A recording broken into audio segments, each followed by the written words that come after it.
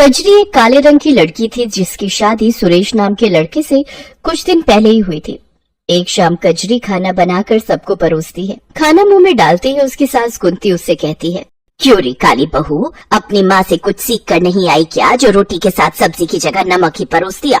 माँ जी, घर में बनाने के लिए कुछ भी साग सब्जी नहीं है। आलू बचे थे वो मैंने सुबह ही बना दिए थे। कैसे करम फूटे हैं हमारे, जब से इस काली बैंगन ने हमारे घर पर कदम रखे हैं तब से बरकत ही नहीं हो रही इस घर में। और अब तो ऐसे दिन आ गए हैं कि नमक के साथ हमें रोटी खानी पड़ रही है। कजरी के प्रति कुंती की इस कड़वाहट का कारण उसका काला रंग था। उसके काले रंग को लेकर वो अक्सर उसको कोसती रहती थी, लेकिन कजरी का रंग भले ही काला था पर उसका दिल एकदम साफ था। वो दुर्गा माँ के प्रति बड़ी आस्था रखती थी। कजरी का पति सुरेश दिहाड़ी मजदूरी करके अपना घर चलाता था, लेकिन पिछले कुछ दिनों से उसकी तबीयत कुछ ठीक नहीं थी, जिस वजह से वो काम पर नहीं जा पा रहा था। डॉक्टर साहब, आखिर क्या हुआ है मेरे बेटे को? गर्मी में लू लगने के कारण इन्हें उल्टी दस्त और बुखार आ गया है। आप इनके सिर पर ठंडे पानी की पट्टियां रखिए, साथ ही ये दवाई दे दीजिएगा।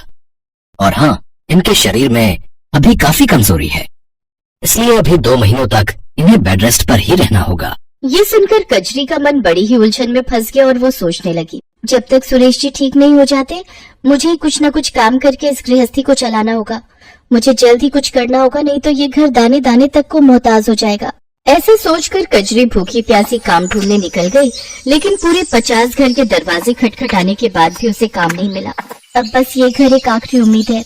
ये सोचकर वो उस घर का दरवाजा भी खटखटाती है। कुछ देर बाद वहाँ से एक औरत निकल कर आती है। मालकिन, मैं गरीब सुबह से काम की तलाश में निकली हूँ, लेकिन कोई भी काम देने को तैयार नहीं है। मुझे काम की बहुत जरूरत है, प्लीज मुझे काम दे दीजिए। देखो, मेरे घर पर काम वाली बाई लगी हुई है, लेकिन हाँ, अगर तुम बाजार से जाकर मेरे लिए कुछ सामान ले आओ तो उसके बदले मैं तुम्हें 100 रुपए दे दूंगी। वो क्या है ना, धूप की वजह से मुझसे तो बाहर निकला ही नहीं जा रहा। हाँ मालकिन, आप बता दीजिए, मैं सामान ले आऊंगी। कजरी बाजार से सामान लाकर उस औरत को दे देती है। साथ ही वो औरत उसे 100 रुपए दे देती है, जिनसे कजरी घर के लिए आटा चावल लेती है। लेकिन सब्जियों के दाम सुनकर वो चौंक जाती है। हे राम, सब्जियां तो कितनी महंगी हैं और मेरे पास तो ये थोड़े से पैसे ही बचे हैं। ऐसा करती हूँ, आलू ही ले लेती हूँ, सस्ते हैं तो ज्यादा भी आ जाएंगे। वो उन थोड़े से बचे हुए पैसों से आलू खरीद लेती है। तभी वो देखती है कि एक बूढ़ी औरत 20 रुपए में 1 पाव अचार दे रही है। उसके पास काफी भीड़ लगी हुई है। कजरी झट से उसके पास जाती है। अम्मा, 1 पाव अचार दे दीजिए। अचार, आलू और आटा लेकर कजरी घर आ जाती है, लेकिन सारे रास्ते वो बस अचार वाली के पास लगी भीड़ के बारे में ही सोचती रहती है। और घर आकर वो अपने पति को ये बात बताती है। आज मैंने बाजार में एक बूढ़ी औरत को अचार बेचते देखा। उनके पास अचार खरीदने के लिए काफी लंबी लाइन लगी थी। मैं सोच रही हूँ क्यों ना मैं भी अचार बनाकर बाजार में बेचूं। बात तो ठीक है, लेकिन अचार बनाने के लिए जो सामान चाहिए उसके लिए तुम्हारे पास पैसे आएंगे कहाँ से? बंसी काका से कुछ पैसे उधार ले लूंगी और जैसे ही पैसे आ जाएंगे उन्हें लौटा दूंगी। वो बड़ी उम्मीदों के साथ बंसी काका के पास जाती है, लेकिन वो उसे उधार देने से मना कर देते हैं। वो रोते हुए घर आ रही थी कि तभी उसे रास्ते में वो अचार वाली बूढ़ी अम्मा मिलती है, जो कि एक पेड़ के किनारे बैठी हुई होती है। अरे बूढ़ी अम्मा, आप इस वक्त यहाँ क्या कर रही हैं? बेटी, कल रात मेरे गांव में बहुत तेज बादल फटा, जिसके बहाव में आकर मेरा सारा घर बह गया। अब मेरे पास कुछ भी नहीं है। अम्मा, लेकिन आज भी मौसम खराब है, बारिश आने वाली है। आप ऐसे में कहाँ जाएंगी? एक काम करिए, आप मेरे साथ मेरे घर चलिए। उस रात वो बूढ़ी अम्मा कजरी के घर ही रुकती है। फिर अगले दिन सुबह वो बूढ़ी अम्मा वहाँ से जाने लगती है तो कजरी उससे बोलती है, अम्मा, आप इस उम्र में कहाँ जाएंगी? जब तक आपके रहने का कोई ठिकाना नहीं हो जाता आप यहीं हमारे साथ ही रहिए। वो बूढ़ी अम्मा मान जाती हैं। फिर कजरी ने उनके सामने अचार बनाने की बात बताई। तो बेटा, तूने मुझे पहले क्यों नहीं बताया? ये ले, मेरे पास कुछ पैसे हैं, तू इनसे अचार बनाने का सामान ले आ।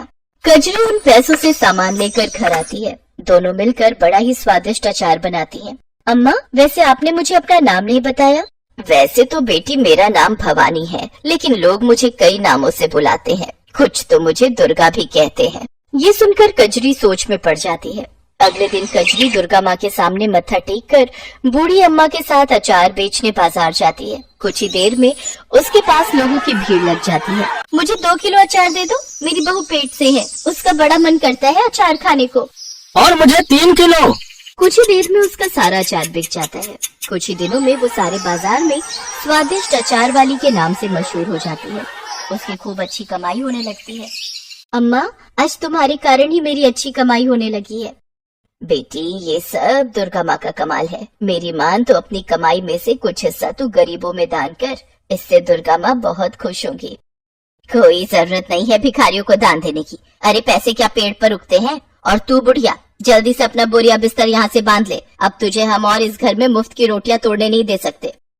अगले दिन जब कजरी सोकर उठी तो उसने देखा कि बूढ़ी अम्मा घर में नहीं है। अम्मा, अम्मा, कहाँ चली गई आप? लगता है माँ जी की बातों ने उन्हें यहाँ से जाने पर मजबूर कर दिया। पीछे कुछ दिनों में कजरी का उस बूढ़ी अम्मा से खूब लगाव हो गया था। उनके जाने के गम में वो काफी दुखी थी। फिर वो अपनी सास के खिलाफ जाकर मंदिर पहुंचकर जरूरतमंदों को दान देती है। ये देखकर उसकी सास डंडा लेकर दुर्गा माँ के मंदिर में भी उसकी पिटाई करनी शुरू कर देती है। 4 पैसे क्या कमाने लग गई? तेरा तो दिमाग ही चढ़ गया है। अपनी सास की बातों को अनसुना करेगी? तेरी इतनी हिम्मत? हे माँ दुर्गा, मुझे बचा लो। तब दुर्गा माँ की मूर्ति से वो बूढ़ी अम्मा बाहर निकलती है और दुर्गा माँ का रूप धारण करके कुंती से कहती है, कुंती देवी, तुमने मेरे भक्त पर जुल्म किए हैं। तुम्हारे पापों का घड़ा भर चुका है। अब तुम्हारा अंत तय है। माँ मुझे माफ कर दो। मैं नहीं जानती थी वो बूढ़ी अम्मा आप ही है। अब से मैं कजरी को कभी नहीं सताऊंगी। हाँ माँ, इन्हें क्षमा कर दीजिए। कजरी, सिर्फ तुम्हारे कहने पर मैं इसे माफ कर रही हूँ।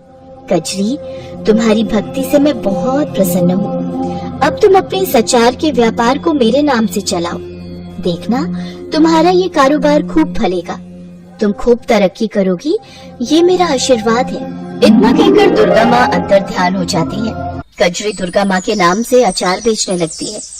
कुछ ही महीनों में उसकी खूब कमाई होने लगती है और वो खुद की एक बड़ी सी दुकान खोल लेती है, जिससे उसे खूब कमाई होती है। साथ ही अब सुरेश भी पूरी तरह ठीक हो चुका था। अब वो भी कजरी के साथ मिलकर दुकान चलाने लगा। तो वहीं कुंती भी अब कजरी के साथ अच्छे से पेश आती है।